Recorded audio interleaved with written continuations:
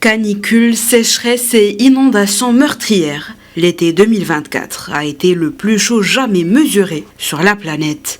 Les records des températures s'enchaînent sans faiblir depuis plus d'un an.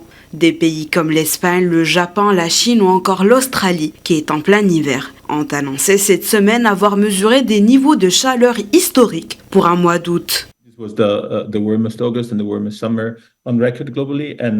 Il s'agit du mois d'août et de l'été les plus chauds jamais enregistrés à l'échelle mondiale. Et cela se produit à un moment où El Niño n'est plus le principal moteur. Nous avons encore un peu de chaleur dans le Pacifique, mais nous avons encore des océans très chauds ailleurs. Il ne s'agit donc plus d'El Niño. Et parmi les nombreux facteurs de la variabilité climatique, reste le changement climatique et l'augmentation des gaz à effet de serre dans notre atmosphère. Anthropogenic climate change and the increase in greenhouse gases in our atmosphere.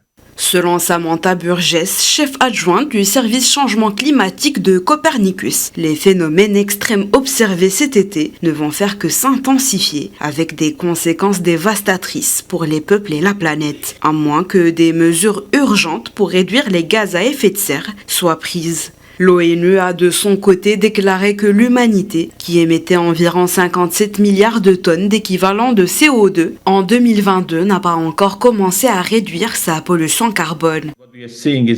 Ce que nous observons n'est pas juste une fluctuation aléatoire, ni une bizarrerie du climat qui pourrait être due à une combinaison étrange d'un des nombreux facteurs qui affectent le climat. Il y a un effet disproportionné qui est induit par cette accumulation à long terme des gaz à effet de serre dans l'atmosphère.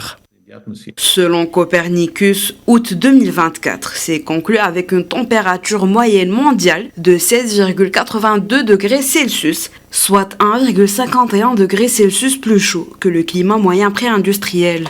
Autrement dit, cette température est au-dessus du seuil de 1,5 degrés Celsius, objectif le plus ambitieux de l'accord de Paris de 2015.